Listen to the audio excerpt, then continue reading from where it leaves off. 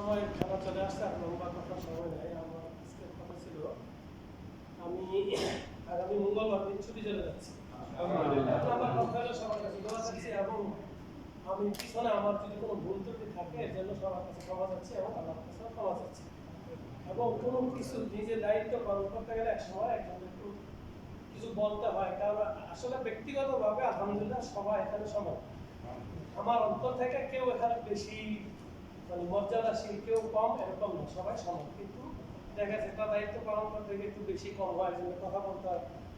এখানে এই জায়গাটা সম্পূর্ণ আমাদের জন্য করছে। এখন আজকে পানি দেখেন অর্ধেক এক জায়গায় রাখা হয়েছে, এটা আমরাই করছি, তাই না? এই ভুলগুলো যাতে আমরা না করি। ফাইলাম তাকুন তারাহু ফাইন্নাহু ইয়ারাহু।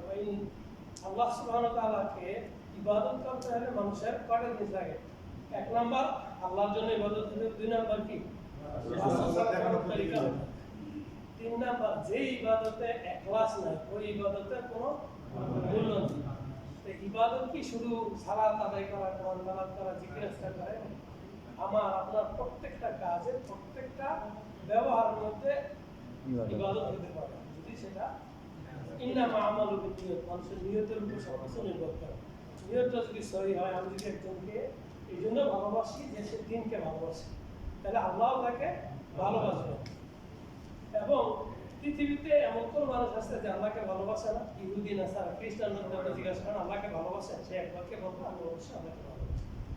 এখন আল্লাহ আপনাকে আমাকে ভালোবাসে না না বাসে না, এটার প্রমাণ কি? এটার প্রমাণ হলো আপনার কাছে কি ভালো কাজগুলো করতে ভালো লাগে? আপনি আজকে এখানে আসছেন, এত মানুষ আছে জিদ্দা নিলে কেন? অনেকে হয়তো জানছে আসে না, কেন আসে না? তাকে যদি আল্লাহ ভালোবাসতো তাহলে তাকে এখানে আসা অবশ্যই তৌফিক দিতেন। এবং আমরা এখানে যারা উপস্থিত হয়েছি ইনশাআল্লাহ আশা রাখি আল্লাহর কাছে যে আল্লাহ আমাদেরকে ভালোবাসে ইনশাআল্লাহ তৌফিক দিয়েছেন। এবং মুসলিম সবাই মুসলিম, কিন্তু সবাই ইমানদার না, সবাই মুসলিম না।